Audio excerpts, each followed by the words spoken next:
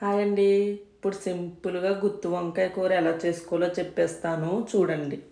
చాలా టేస్ట్‌గా వస్తుంది అలా చేసుకుంటే. నేను అవన్నీ వేసుకుంటున్నాను, మసాలాలన్నీ యాడ్ చేసుకుంటున్నాను. మిరపకాయ, పచ్చిమిరపకాయలు, ధనియాలు, వెల్లుల్లిపాయలు, అల్లం, యాలకులు, గసగసాలు, గరం మసాలా పౌడర్ అవన్నీ నేను రెడీ చేసి పెట్టేసుకున్నాను. ఇవన్నీ కలిపి ఒక మిక్సీ జార్‌లో వేసేసి మిక్సీ ఆడేసుకోవాలి. చూసారా, మిక్సీ పౌడర్లా వచ్చేసింది. ఆ తర్వాత అన్నీ వేసుకోవాలండి, మిరపకాయ అవన్నీ, వెల్లుల్లిపాయలు, అల్లం. చూసారా అన్నీ ఎలా అయిపోయిందో, మంచిగా పేస్ట్ లాగా అయిపోయింది. ఇందాక డ్రైగా ఉంది, ఇప్పుడు కొంచెం బాగుంది కదండి. అలా కొంచెం తడిగా రావాలి. ఇప్పుడు ఆనియన్స్ అయితే కట్ చేసుకుంటున్నాను. ఇలా అన్నీ చక్కగా కట్ చేసేసుకోవడమే. నేను వంకాయలు కూడా తీసుకుని పక్కన పెట్టుకుని వాష్ చేసేసుకుని పెట్టుకున్నాను. ఇలా ఇవి కూడా ఉల్లిపాయలు కూడా పేస్ట్ ఆడేసుకోవాలి మిక్సీలో. నేను సేమ్ ఇక్కడ యాస్టేజ్ మీరు ఎలా చేస్తే అలాగా టేస్ట్ వచ్చేస్తుంది. తగినంత సాల్ట్ అయితే యాడ్ చేసుకున్నాను, చూసారా. ఆ తర్వాత రెండు కలిపేసుకోవాలి. ముందు మసాలా ఆడిపెట్టుకున్నాం కదా, ఇది ఉల్లిపాయ అది కలిపేసుకోవాలి. కొంచెం కారం కూడా యాడ్ చేసుకోండి తగినంత. ఇలా మిక్స్ చేసి పెట్టేసుకోవడమే, పక్కన పెట్టేసుకోవాలి. ఇది చూడండి నేను ఎలా కలుపుతున్నానో, సేమ్ అలా కలపండి, బాగా కలిపేలాగా.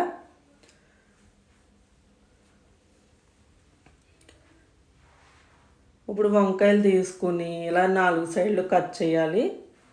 ఇలా మిడిల్లో ఏమన్నా ఉన్నాయేమో చూసుకోండి. ఒకసారి పురుగులు అవి ఉంటాయి. నేను చూస్తున్నాను కదా, అలా చూడండి, మీరు కూడా చెక్ చేసుకోండి. ఇలా చక్కగా 4 సైడ్లు కట్ చేసి పెట్టేసుకోండి. ఇప్పుడు పెనం అయితే పెట్టేసుకొని దాంట్లో ఆయిల్ అయితే వేసుకోండి.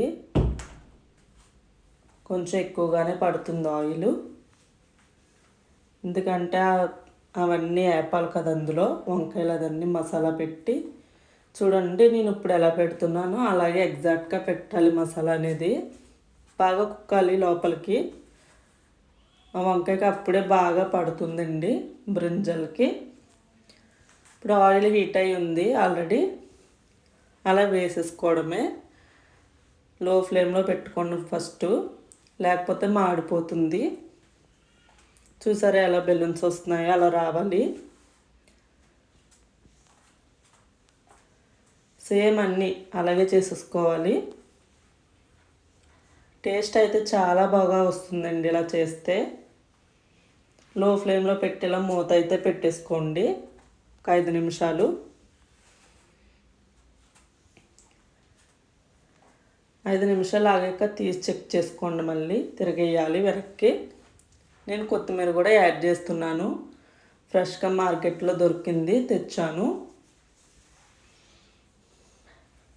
చూసారా, 5-10 మినిట్స్కి ఇలా అయిపోతుంది, మంచిగా కుక్ అయిపోతుంది. అండ్ అలాగే ఇలా తిప్పుకోండి గట్టిపెట్టి. మళ్ళీ 10 నిమిషాలు పెట్టుకుంటే కుక్ అయిపోతుంది, మొత్తం కర్రీ అనేది కంప్లీట్ అయిపోతుంది. చూసారా, బాగా అయితే స్మెల్ వస్తుంది మంచిగా.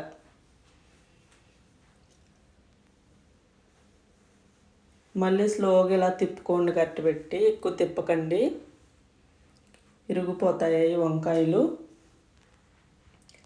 పైన గార్నిషింగ్గా ఇలా వేసేసుకోండి కొత్తిమీర. మీకు వద్దకపోతే స్కిప్ చేసుకోవచ్చు.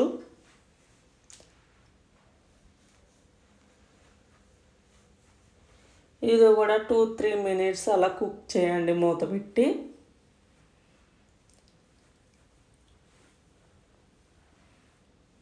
సరిపోతుంది. చూసారా, బ్రింజల్ కర్రీ ఎంత ఈజీగా అయిపోయిందో. చాలా సింపుల్ అండి. ఈ రెసిపీతో కనుక చేస్తే మీకు చాలా పర్ఫెక్ట్గా వస్తుంది కర్రీ అనేది. చూడండి మీరే. ఆ బ్రింజాలు కూడా బాగా కుక్ అయిపోయింది చూసారా మంచిగా.